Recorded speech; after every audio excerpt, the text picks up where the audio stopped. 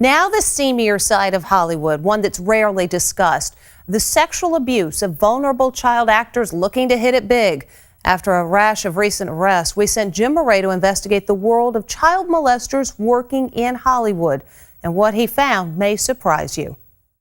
These are incredible! More and more kids are flocking to Hollywood today, hoping to catch their first big break at auditions like these. I'd like to have my own TV series.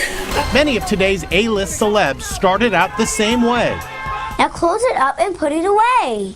Scarlett Johansson, Tobey Maguire, and Leonardo DiCaprio all landed roles as child actors before finding fame. But just how safe is it for child actors working in Hollywood today? This is Marty Weiss. For years, Weiss managed dozens of young actors, getting them roles on shows like Nickelodeon's iCarly and Disney's Good Luck Charlie.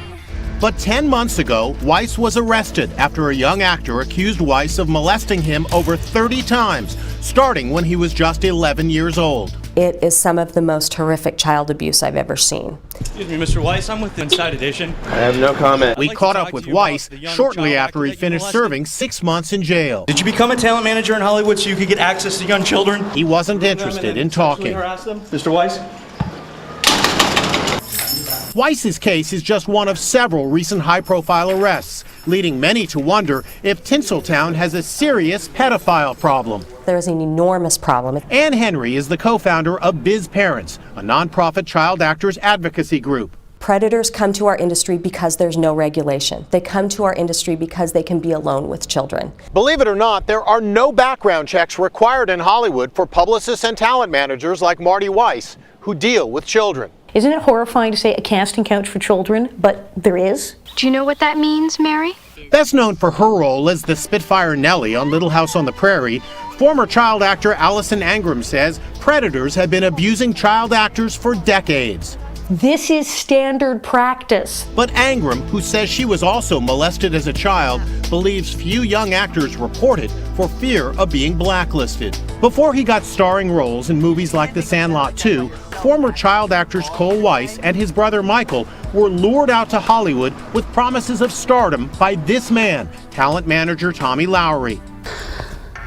It's unbelievable. After paying for their airfare from Florida to Los Angeles, Lowry engaged in criminal sexual activity with Cole in a Hollywood hotel room. Cole was only 12 years old.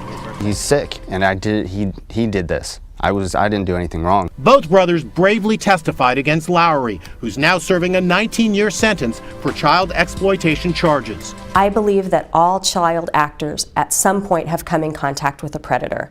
Case in point, Bob Villard. As a prominent Hollywood publicist and manager, Villard says he helped guide the young careers of several of today's biggest stars, including Tobey Maguire and Leonardo DiCaprio. He even took these photos of the young future stars. Even Tom Cruise. Just take those old records off the shelf. While none of these actors has ever accused Villard of abuse, Villard recently finished an 8-year sentence for molesting an aspiring young actor. I'm with the TV show Inside Edition. I'd like to talk to you about your career in Hollywood. When we caught up with him, he ran off. Why are you running away, Mr. Villard? Why don't you talk to us for a second?